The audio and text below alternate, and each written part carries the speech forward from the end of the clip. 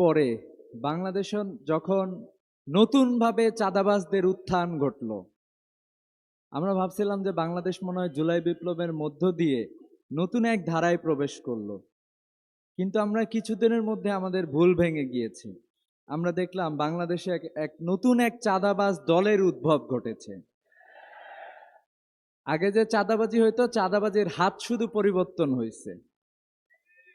চাঁদাবাজি, দুর্নীতি, ব্যাংক লুট করা, এটা তাদের নিত্য নৈমিত্তিক ঘটনায় পরিণত হয়েছে। আপনারা দেখেন, মাত্র কয়েকজন এমপির তালিকাটা আসছে যে তাদের নামে 26,000 কোটি টাকা ব্যাংক থেকে ঋণ খেলাপি। ব্যাংক থেকে নিছে, এই টাকা আর ফেরত দেয় নাই, এই টাকা আর ফেরত দেবে না। শুধুমাত্র যারা এমপি দাঁড়াইছে তাদের এই অবস্থা, তাহলে পুরা দলের কি অবস্থা একবার চিন্তা করে দেখেন। খাইতে খাইতে সব খাইছে। কারণ বাজারের ব্যবসায়ীদের টাকাও যেমন খাইছে, ব্যাংকের টাকাও খাইছে। বিগত 16 বছরে রাষ্ট্রে যে লুটপাট হয়েছে, আরেকটা দল লুটপাট করার জন্য প্রস্তুতি গ্রহণ করতেছে। বাংলাদেশে তো খাওয়ার মতো খেয়ে খেয়ে সব শেষ করে দিতে চায় তারা। আমরা কি আর খাওয়াদেরকে সরকারে নিয়ে আসতে চাই? সারা দেশে যাই বলি, আমরা বারবার জুলাই বিপ্লবের পর এটাই ভাবতাম, যদি জনগণ ঐক্যবদ্ধভাবে প্রতিরোধ গড়ে তুলতে পারে। কোনো চাঁদাবাজের খাওয়া আছে বাংলাদেশে? জুলাই বিপ্লবে আমাদের বিরুদ্ধে অবস্থান গ্রহণ করছিল সব শক্তি দিয়ে। আমরা যে ঐক্যবদ্ধ ছিলাম, আমাদের সাথে পারছিল? পারে নাই।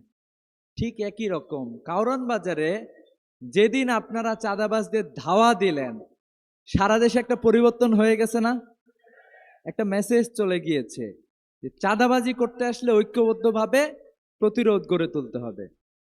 দেখেন, আমাদের দেশটা অপার সম্ভাবনার এক দেশ বাংলাদেশ। সম্ভাবনার কোনো শেষ নাই, কিন্তু আমাদের সম্ভাবনাগুলোকে নষ্ট করে দেয়া হয়েছে। আমাদের জীবনে যে বরকত ছিল, বরকতটাকে নষ্ট করে দিচ্ছে। বরকত কিভাবে থাকবে? একজন কৃষক ফলাচ্ছে ফসল, 10 টাকার ফসল ঢাকায় আস্তে আস্তে 110 টাকা। ওই যে 7-8 জায়গায় চাঁদাবাজি হচ্ছে, বিভিন্ন পোশাকে চাঁদাবাজি করতেছে, আমাদের জীবন থেকে বরকত শেষ হয়ে গেছে। আমরা কি বরকত ফিরে নিয়ে আসার জন্য প্রস্তুত আছি? আমরা বিশ্বাস করি আমিরে জামাত এসেছেন।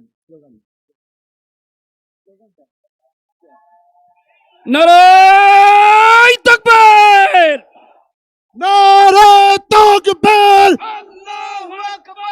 আমিরে জামাতের আগমন, শুভেচ্ছা স্বাগতম, শুভেচ্ছা স্বাগতম, আমিরে জামাতের আগমন, শফিক ভাইয়ের আগমন। শুভেচ্ছা স্বাগতম, 12 আসনের পক্ষ থেকে শুভেচ্ছা স্বাগতম, লাল গোলাপ শুভেচ্ছা, 12 আসনের পক্ষ থেকে আমিরে জামাতের আগমন, শুভেচ্ছা স্বাগতম, শুভেচ্ছা স্বাগতম, আমিরে জামাতের আগমন। নারায়ে তাকবীর। আল্লাহু আকবার।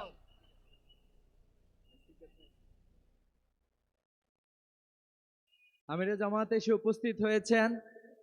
তো আমরা যেটা বুঝলাম যে বাংলাদেশের জনগণকে ঐক্যবদ্ধভাবে ইনসাফের পক্ষে অবস্থান গ্রহণ করতে হবে। আপনারা কি সবাই প্রস্তুত আছেন? আমরা যদি ঐক্যবদ্ধভাবে মিলন ভাইয়ের হাতকে শক্তিশালী করতে পারি, ভালো লোকদেরকে সামনে আগায় আসতে হবে এবং এই আসন সুন্দরভাবে সাজাইতে হবে। মিলন ভাইয়ের জন্য আমরা কি সবাই প্রস্তুত আছি? অলরেডি বাংলাদেশের জনগণ 2 ভাগে ভাগ হয়ে গিয়েছে। কিছু চাঁদাবাজ, দুর্নীতিবাজ, ব্যাংক লুটকারী একদিকে হয়েছে, তারা এখন হত্যাও শুরু করেছে। আর পুরো বাংলাদেশের মানুষ ঐক্যবদ্ধভাবে আছে। 12 তারিখে ঐক্যবদ্ধ বাংলাদেশ, নতুন এক বাংলাদেশ বিনির্মাণ করবে ইনশাআল্লাহ। আসসালামু আলাইকুম ওয়া রাহমাতুল্লাহ।